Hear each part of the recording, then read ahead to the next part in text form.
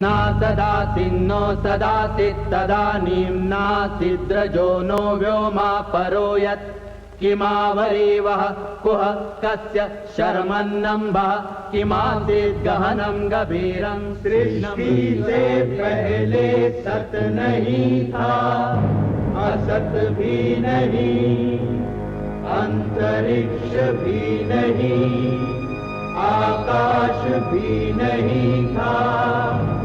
छिपा था क्या, कहाँ, किसने ढका था? उस पल तो अगम अतल जल भी कहाँ था।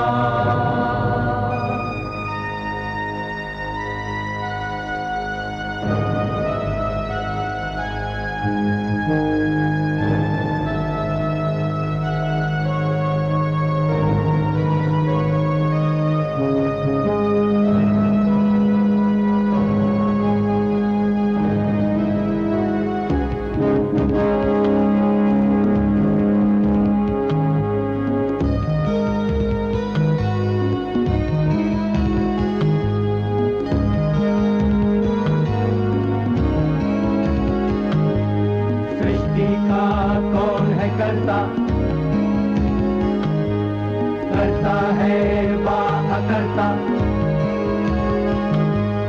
ऊंचे आकाश में रहता, सदा अध्यक्ष बना रहता। वही सचमुच में जानता या नहीं भी जानता है, किसी को नहीं पता, नहीं पता, नहीं है पता, नहीं है पता।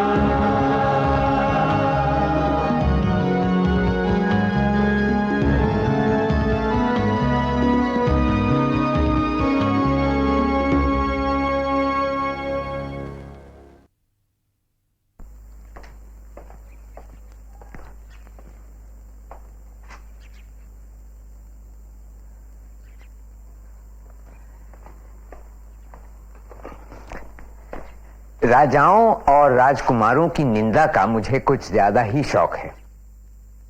वैसे मैं उनकी तारीफ या आदर की गुंजाइश भी कम देखता हूं, पर अब हम एक ऐसे शख्स का जिक्र करने जा रहे हैं जो राजा होते हुए भी महान और काबिले तारीफ था, और वो है चंद्रगुप्त मौर्य का पोता अशोक महान। उनके बारे में H.G. वेल्स कहते हैं, जहां एक और इतिहास के हाशियों में दसियों हजार राजाओं का जिक्र मिलता है, वहां एक नाम उन सबसे अलग किसी सितारे सा चमकता हुआ नजर आता है, और वो है सम्राट अशोक का नाम। रूस से जापान तक आज भी उसका नाम इज्जत से लिया जाता है। तिब्बत, चीन और यहां तक कि हिंदुस्तान में भी। हालांकि उसके सिद्धांतों को छोड़ दिया गया है, अशोक की महानता की परंपरा को सहेज कर रखा हुआ है।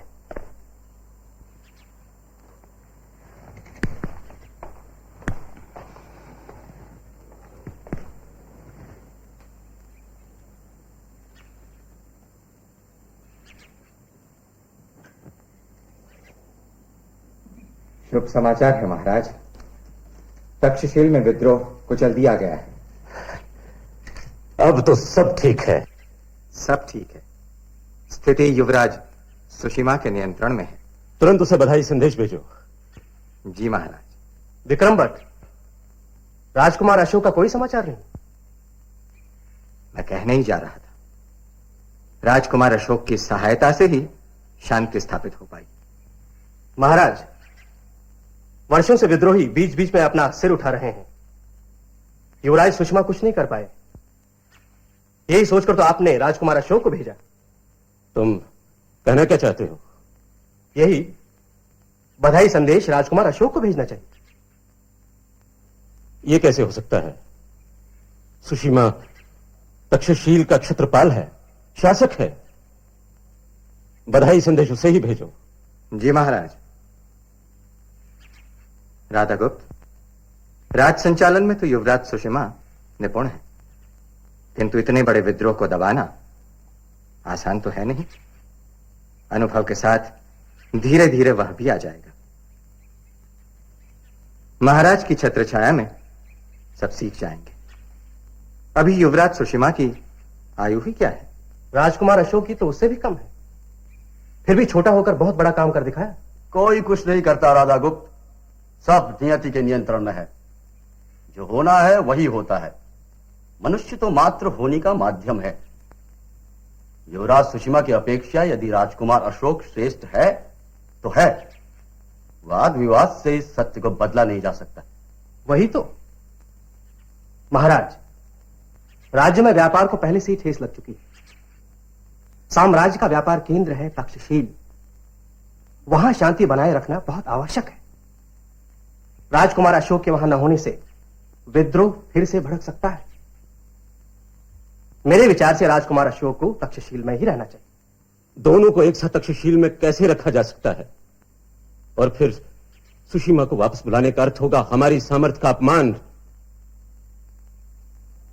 समझे आप लोग? इस विषय पर निर्णय ले लिया है मैंने। राजकुमार अशोक को उज्जैन का क्षेत्रपाल नियुक्त किया जाता है। परंतु महाराज,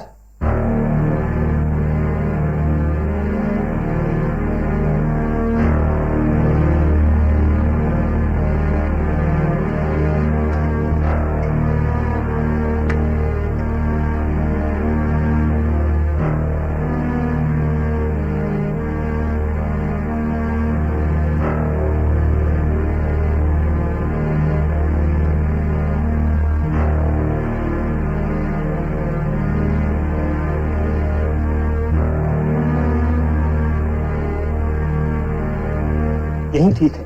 समाचार सुनकर आपको तो जैसे सांप सूंघ गया। आश्चर्य है कि आपको यह सूचना विक्रम भट्ट से मिली। इसी असमंजस में मैं भी हूं। मेरा गुप्तचर अभी तक तक्षशील से नहीं लौटा है और विक्रम भट्ट के पास समाचार भी पहुंच गया। निश्चय ही उसने राजकुमार अशोक के सामने कोई गुप्तचर रख छोड़ा है। आपका अनुमान सही है, क्योंकि जब से राजकुमार अशोक वहां गए हैं उनकी गतिविधियों की सूचना महाराज को मिलती रही है, और वो भी विक्रम भट्ट द्वारा। आपको पता था तो बताया क्यों नहीं? पहले संदेह भर था, अब विश्वास है। किसी भी प्रकार राजकुमार अशोक को सावधान करना चाहिए कि राजगद्दी हथियाने का संघर्ष शुरू हो चुका है। संघर्ष नहीं राधा गुप्त, षड्यंत्र कहो। अशोक को क्या पड़ी है कि वो इसमें पड़े? सुषिमा भाई हम सब में बड़े हैं, इसलिए वही राज संभाले पिताजी के बाद। उचित भी यही है, संघर्ष का प्रश्न ही नहीं उठता। किस्सा, तुम अभी नादान हो। इतना बड़ा साम्राज्य चलाना सुषिमा के बस का रोग नहीं। राजकुमार अशोक तक्षशील समय पर नहीं पहुंचते तो सुषिमा कब के मौत के घाट उतर चुके होते।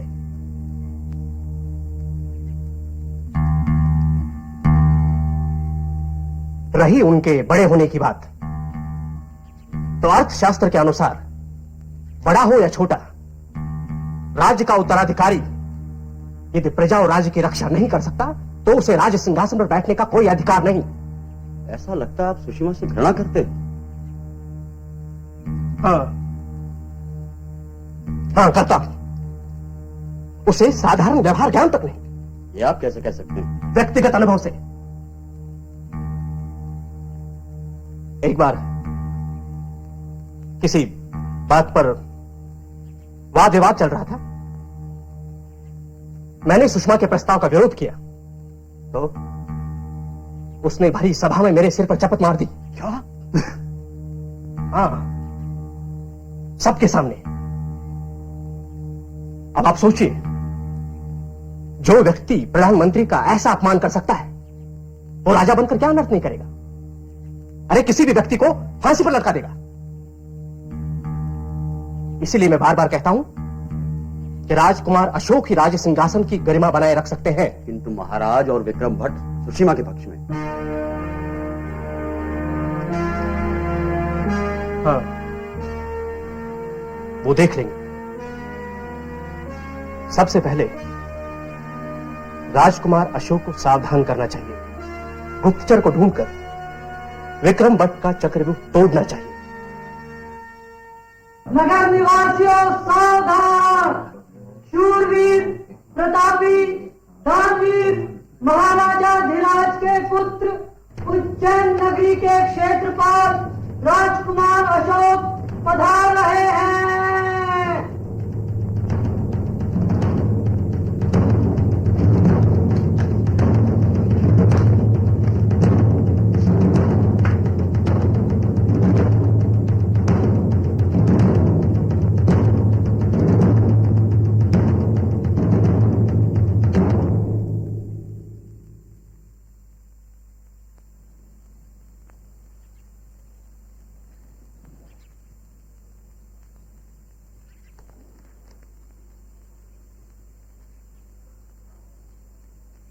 राजकुमार आयुष्मान।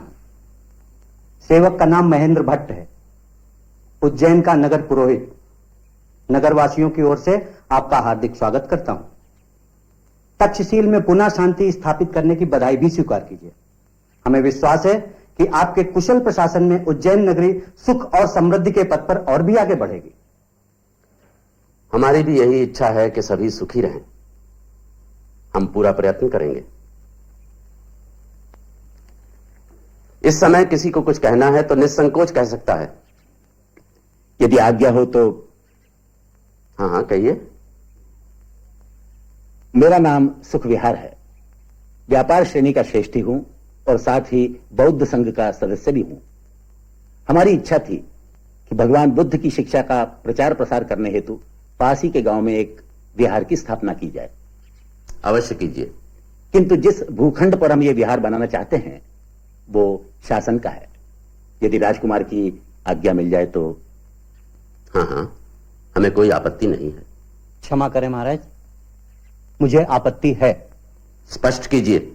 आपके दादाश्री सम्राट चंद्रगुप्त ने यह भूखंड हम ब्राह्मणों को दान में दिया था। इस पर बौद्धों का अधिकार तो हो ही नहीं सकता, और विशेषकर असामाजिक कार्यों के लिए तो बिल्कुल ही नहीं। असामाजिक कार्य? महाराज, आप नहीं जानते इन बौद्धों की करतूतें। गांव गांव जाकर ये लोग नास्तिकता का प्रचार करते हैं। ये लोगों को अधर्म की ओर घसीटते हैं, समानता की बातें करते हैं। ऊंच नीच, छोटे बड़े, किसी का भी ध्यान नहीं रहा इन लोगों को। हमारी आपसे प्रार्थना है कि इन अधर्मी भिखारियों को पकड़कर कड़े से कड़ा दंड दिया जाए और धर्म की रक्षा की जाए। मैंने आपत्ति का कारण पूछा था, उपदेश देने के लिए नहीं कहा। ठीक है, यदि वो भूखंड ब्राह्मणों को दिया जा चुका है तो विहार कहीं और बन जाएगा। चंद्रसेन, इनके विहार के लिए भूमि का प्रबंध किसी और स्थान पर कर दिया जाए। आप सहमत हैं? जी, यही बिल्कुल उचित होगा। हम आपके आभारी हैं। हमारा आपसे आग्रह है कि भूमि पूजन के समय उपस्थित रहकर हमारा उत्साह बढ़ाएं। हम विचार करेंगे।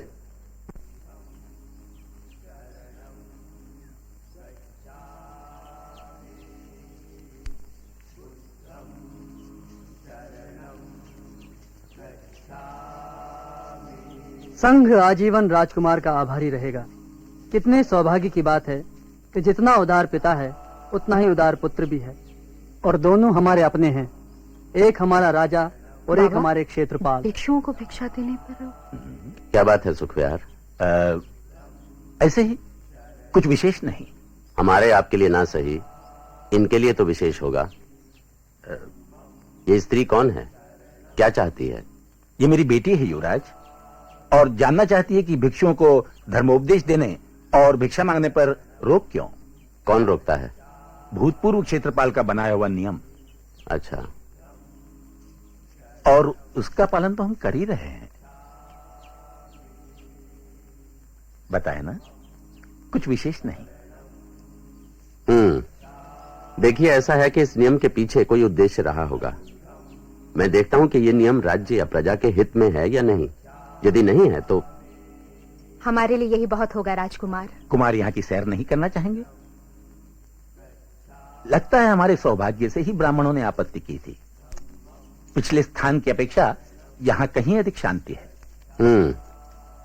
सुखविहार, धर्मोपदेश देने और भिक्षा मांगने पर जो रोक है, हम उस पर गंभीरता से विचार करेंगे। और भी कई नीतियां हैं जिन पर विचार करना आवश्यक है। यदि आप कहें तो व्यापारियों के दुख के बारे में भी बता दूं? हाँ हाँ, क्यों नहीं। सच तो यह है कुमार कि माल की बिक्री के पहले ही व्यापारियों को अनेक कर चुकाने पड़ते हैं। तो कर नीति के बारे में भी बात कर लें। व्यापार के बिगड़ने से केवल उनकी ही नहीं, राज्य की भी हानि होती है।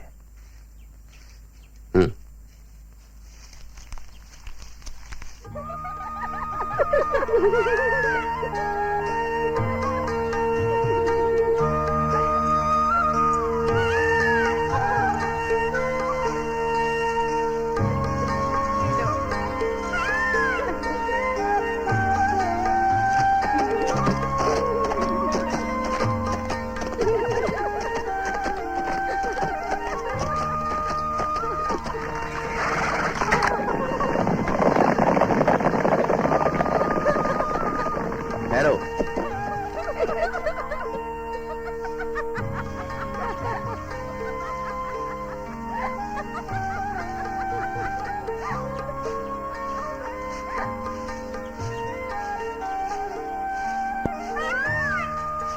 आप सुख विहार जी कैसे हैं? जी कृपा है आपकी।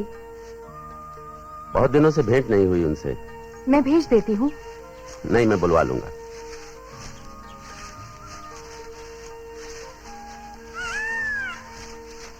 विहार का काम कैसा चल रहा है? वैसे तो ठीक ही चल रहा है। आप स्वयं देखने को पधारें तो हमारा सौभाग्य होगा। आप स्वयं हमारा स्वागत करें तो हमारा सौभाग्य होगा। जी।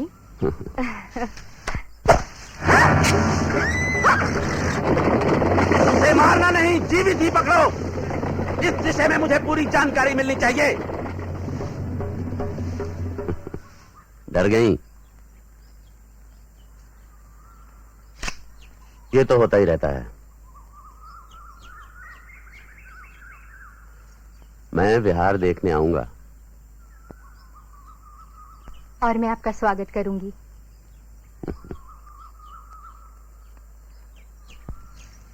बौद्ध संघ से तुम्हारा लगाव कैसे हुआ? पिताजी के कारण। वही नहीं, व्यापार श्रेणी की और भी कई सदस्य बौद्ध धर्म से प्रभावित हैं। कोई विशेष कारण? एक तो यही कि हम लोगों में आत्मसम्मान पनपता है, मान मर्यादा मिलती है। कैसे? जैसे ब्राह्मण हमें कुछ नहीं समझते तो हम भी उनके सामने सिर झुकाने को बाध्य नहीं। पिताजी कहते हैं कि ब्राह्मण ये बात नहीं समझते कि किसी भी राज्य की समृद्धि में व्यापारियों का कितना महत्व है। तुम्हारे पिताजी ठीक कहते हैं। अच्छा, तुम जानती हो भगवान बुद्ध किस गण के थे? लिच्छवी गण के। मेरी पत्नी भी इसी गण से है। वो भी बौद्ध धर्म से बहुत प्रभावित है। कभी कभी बातें भी करती है, अच्छा लगता है। किंतु मुझे इसके बारे में कभी गंभीरता से विचार करने का अवसर नहीं मिला। पाटलिपुत्र में वैसे भी समय। सुनो, तुम्हारे मन में कभी पाटलिपुत्र में रहने का विचार नहीं आया? अचानक आपके मन में ये बात कैसे आई? नहीं, ऐसे ही, क्योंकि मुझे तो एक न एक दिन पाटलिपुत्र वापस जाना ही है। मैं चाहता हूं तुम भी मेरे साथ वहां चलो। चलोगी? मैं क्या कह सकती हूँ? हाँ या ना? पिताजी से आज्ञा लेनी होगी।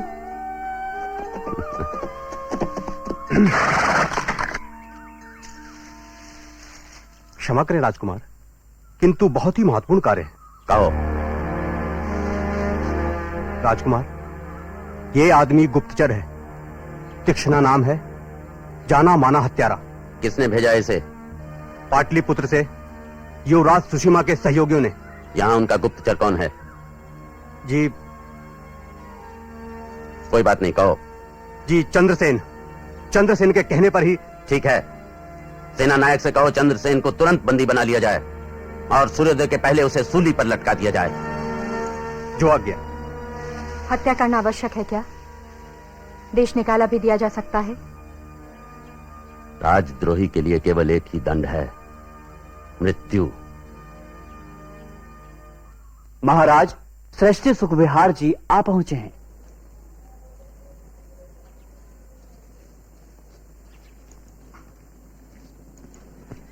राजकुमार अशोक की जय।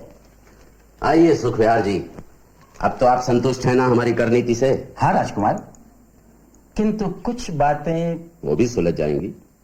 ऐसे कार्यों में थोड़ा समय तो लगता ही है। मैं समझता हूं। वैसे उज्जैन के व्यापारी आपसे बहुत प्रसन्न हैं। किस सोच में डूब गए राजकुमार? भविष्य का क्या होगा, हमारा साम्राज्य का। शुभ ही होगा। आप जो हैं वो तो है, किंतु आप तो जानते ही हैं कि महाराज बूढ़े तो हैं ही, रोगों से भी घिरे हुए हैं। पता नहीं कब क्या हो जाए। उनके बाद हम में से ही किसी एक को शासन संभालना होगा। इसका निर्णय भी शीघ्र ही हो जाएगा। आप ये सोच रहे होंगे कि मैं ये बातें आपसे क्यों कह रहा हूं। कुछ भी हो, आपका विश्वास पात्र बनने का सम्मान मुझे मिल रहा है।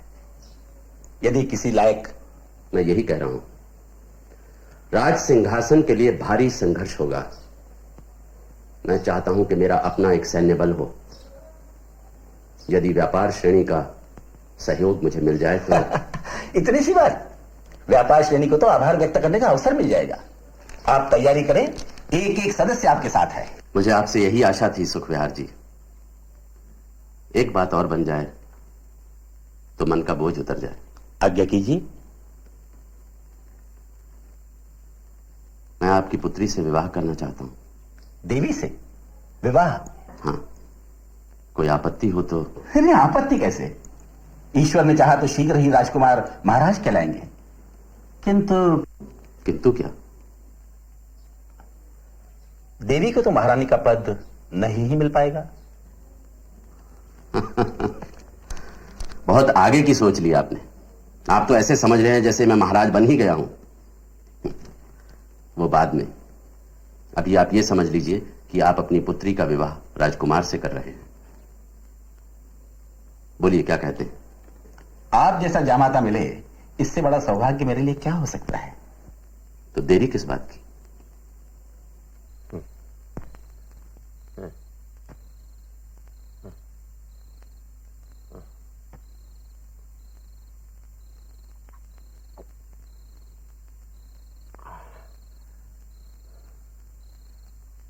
विक्रम भट्ट,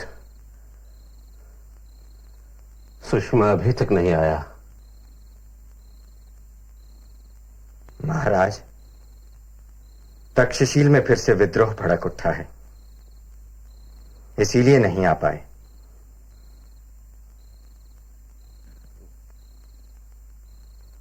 कुछ भी करो, उसे यहां बुलाओ। एक ही उपाय है। यदि राजकुमार अशोक को तक्षशिल भेज दिया जाए तो युवराज सुषमा यहां आ सकते हैं। ऐसी संकट की घड़ी में उन्हें आपके पास ही होना चाहिए। महाराज, मेरे विचार से युवराज सुषमा वहीं रहकर विद्रोहियों का दमन करें। इस बार उन्हें सफलता अवश्य मिलेगी। अब तो अनुभवी हो गए हैं। अशोक एक बार विद्रोह कुचल चुका है तो दोबारा भी कर सकता है। अशोक को आदेश भेज दो कि वो तक्षशिल चला जाए और तुरंत सुषमा को यहां भेज दे। आप उचित समझें तो मैं संदेश लेकर उज्जैन चला जाऊं। भाई अशोक से भेंट भी हो जाएगी। जाओ, तुम्हें जाओ, लेकिन देर न करो।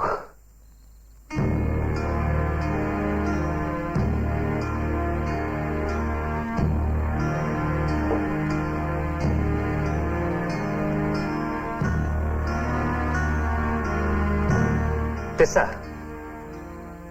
अच्छा किया जो तुमने उज्जैन जाने की बात की। अब हम कम से कम राजकुमार अशोक को सावधान तो कर सकते हैं। ये तो मेरे ध्यान में ही नहीं आया। मैंने तो सोचा था कि उज्जैन जाकर मौज मस्ती करूंगा। ध्यान से सुनो तिस्सा, राजकुमार से कहना कि किसी भी स्थिति में तक्षशिल न जाएं। राह से ही हटा देने की तैयारी की है शत्रुओं ने। उनके सौतेले भाई भी सैनिकों की भर्ती में लगे हैं। जाओ, समय नष्ट न करो। कहना अधिक से अधिक सेना जुटाकर तुरंत पाटलिपुत्र के लिए प्रस्थान करें। सुषमा से पहले यहां पहुंच जाएं तो राज सिंहासन उनकी मुट्ठी में होगा। और तुम? मैं यहां विक्रम भट्ट का साथ देने वाले मंत्रियों को अपने पक्ष में करने का प्रयत्न करूंगा। जाओ, अब देर न करो। रास्ते में रुकना नहीं और आशु बदलते रहना।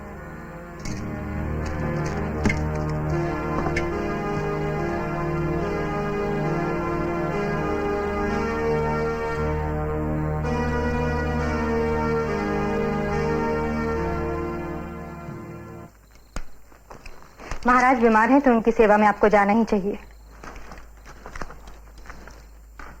किंतु सिंहासन के लड़ाई झगड़े में आप न पड़िएगा। क्यों? अरे व्यर्थ में प्राणों को संकट में डालने से क्या लाभ? हाँ, ठीक तो कह रहा है। यहां आपको क्या कमी है? क्षेत्रपाल का पद, घर परिवार, सुख सुविधाएं, इन्हें दांवों पर लगाने से क्या मिलेगा?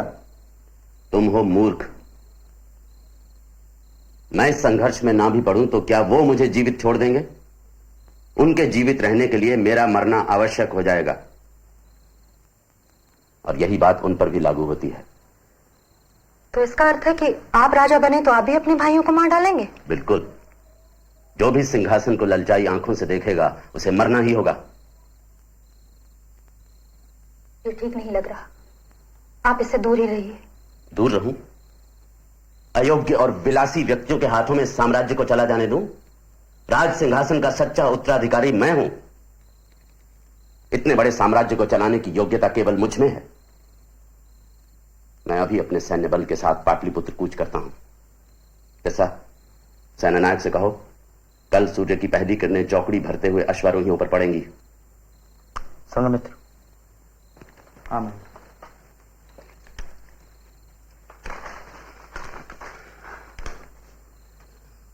और देवी तुम यहीं बच्चों के साथ रहो। वहां सब ठीक होते ही मैं तुम्हें पाटलिपुत्र बुला लूंगा। मुझे पाटलिपुत्र नहीं जाना। नहीं जाना?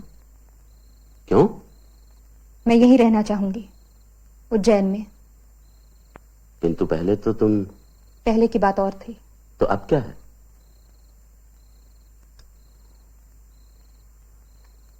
मुझे भी नहीं बताओगी? आपके साथ पाटलिपुत्र में महारानी बनकर जाना चाहती हूँ, दूसरी या तीसरी रानी बनकर नहीं। तुमने ये कैसे सोच लिया कि मैं तुम्हें... क्योंकि महारानी के पद का सम्मान तो क्षत्रिय ब्याहता को ही मिलेगा। यदि मैं वचन दूं कि ऐसा नहीं होगा तो भी नहीं।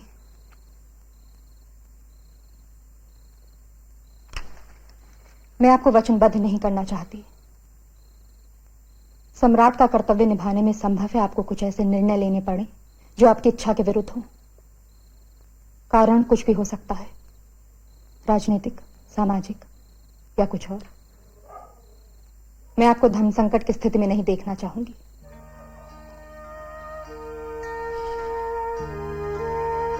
ऐसे संदेह मन में लाती क्यों हो? संदेह की नहीं, संभावना की बात है। यहां रहकर मुझे संघ का बहुत सा काम करना है। पिताजी को भी मुझसे कुछ सहायता मिल जाएगी। ये कैसी विडंबना है। तुम्हारे पिता के सहयोग से ही मैं राज सिंहासन जीतने की बात सोच रहा हूं, और तुम... मैं आपकी सफलता के लिए प्रार्थना कर रही हूं।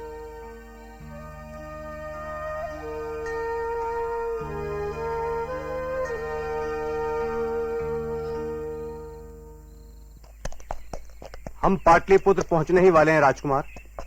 सावधानी से आगे बढ़ते रहो, संभव है फिर किसी और खतरे का सामना करना पड़े। जो आज्ञा।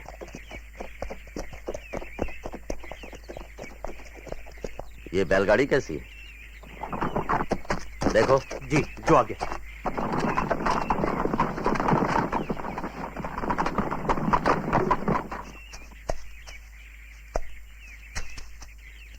कौन हो तुम?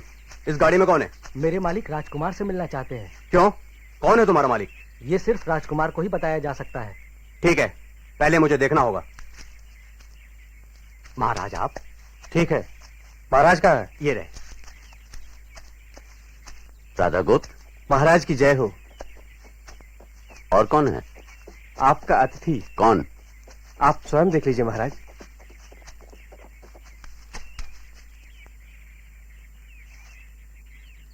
असंधि मित्रा, तुम?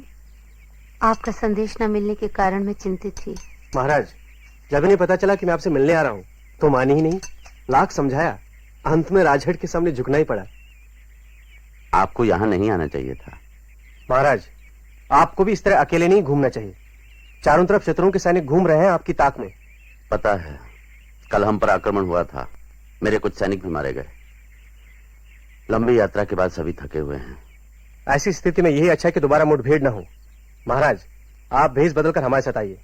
सैनिकों को आदेश दीजिए कि 2-2, 4-4 की टुकड़ी में बांटकर नगर में फैल जाए। चारों तरफ सैनिक हैं, किसी का ध्यान भी नहीं जाएगा। रात को विश्राम करें और सुबह सवेरे बड़े बाग में मिल जाए। ठीक है। तिस्सा कहाँ है महाराज? साथी है। उसे भी आप अपने साथ ले जाइए।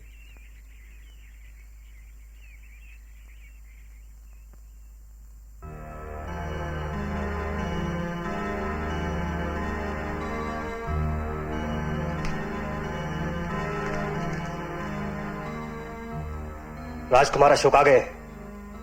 साथ में 5 सहस्त्र सैनिक भी हैं। महाराज की दशा कैसी? दशा क्या, दुर्दशा कहिए। अब गए कि तब गए। वहां उनके साथ और कौन है? विक्रम भट्ट और उनके सहयोगी। शत्रुजी, आपके यहां होने का अर्थ? जो आप समझ रहे हैं। अच्छा, तो फिर आप स्वयं ही राजकुमार से कहें।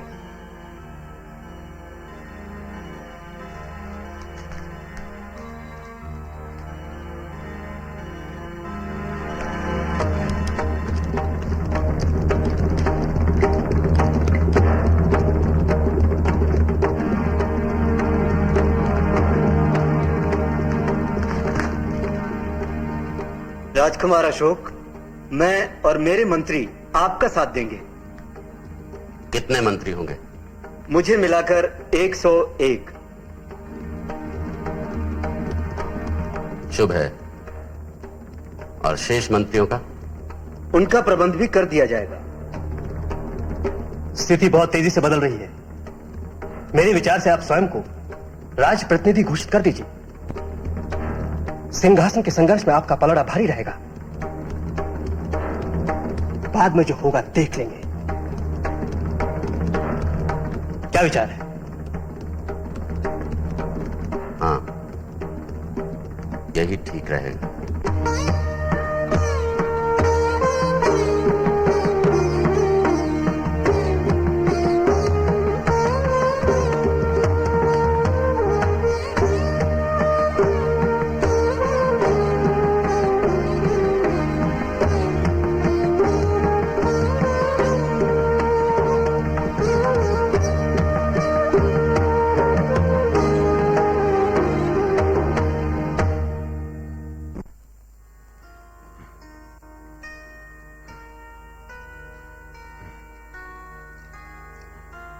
अब इन्हें भूमि पर लिटा दीजिए। गिनती की सांसें रह गई हैं। कोई अंतिम इच्छा हो तो।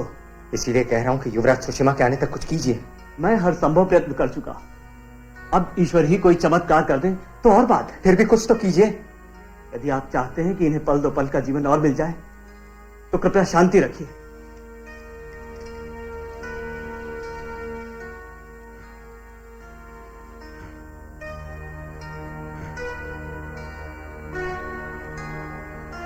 महाराज, महाराज, आपके आदेश का पालन न करके राजकुमार अशोक यहां पहुंचे हैं। और सुषमा? वह भी आते होंगे। महाराज, स्थिति बहुत गंभीर है। चारों ओर सैनिक फैले हैं। किसी भी समय लड़ाई छिड़ सकती है। महाराज, राजकुमार अशोक राजधानी पहुंच ही गए हैं तो क्यों ना उन्हें राजप्रतिनिधि घोषित कर दिया जाए। रक्तपात से बचा जा सकेगा। सभी अपने हैं। महाराज, मेरे विचार से यही ठीक होगा। युवराज सुषमा के आने तक आप। अरे नहीं, अशोक को एक बार राज प्रतिनिधि बना दिया तो वो कभी नहीं हटेगा। नहीं, सुषमा की प्रतीक्षा करो। महाराज, राजकुमार अशोक। महाराज प्रणाम। आपकी बीमारी का समाचार सुनते ही भागा चला आया। यहां स्थिति गंभीर पाई। नगर में चप्पे चप्पे पर सैनिक ही सैनिक। पता नहीं कब क्या हो जाए। यही सोचकर मैंने राधा गुप्त का सुझाव मान लिया और अपने आप को राज प्रतिनिधि घोषित कर लिया है। तुम राज सिंहासन के लिए षड्यंत्र कर रहे हो। सिंहासन पर तो सुषमा, तुम नहीं, कोई नहीं। सुषमा। लेकिन कहां है वो? यहां तो कहीं दिखाई नहीं दे रहे, जबकि मैं यहां आपके सामने खड़ा हूं, राज सिंहासन के योग्य, आपका एकमात्र पुत्र। अरे कपटी, इसी क्षण आत्मसमर्पण कर, नहीं तो राजद्रोही। खदेड़ दो इससे नगर के बाहर, बंदी बना दो इसके। महाराज, महाराज,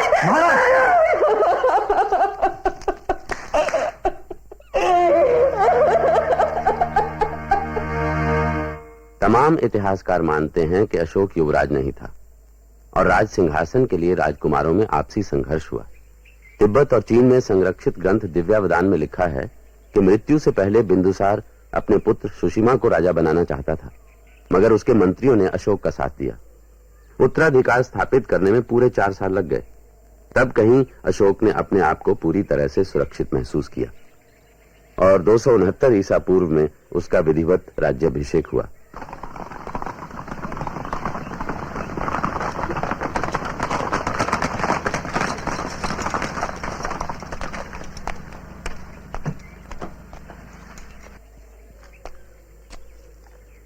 तुमने राज सिंहासन पर बलपूर्वक अधिकार जमा कर अच्छा नहीं किया अशोक।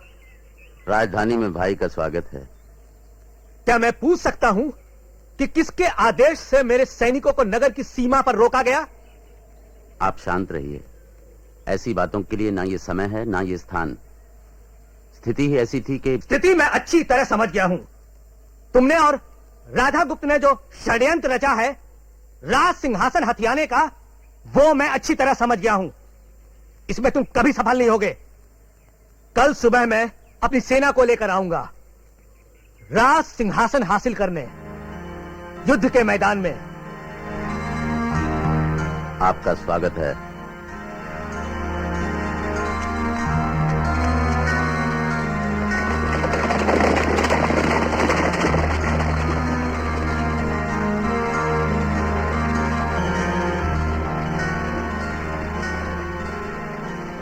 नगर में प्रवेश करने से पहले ही इसकी हत्या कर दो।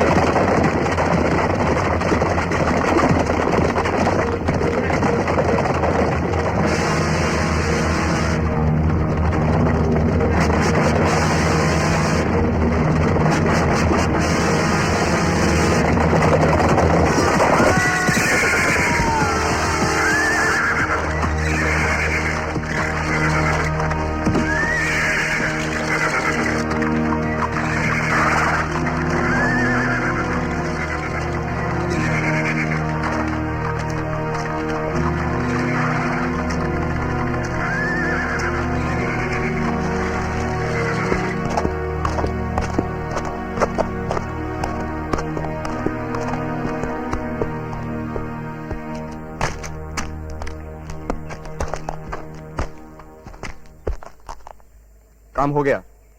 ठीक है, जाओ।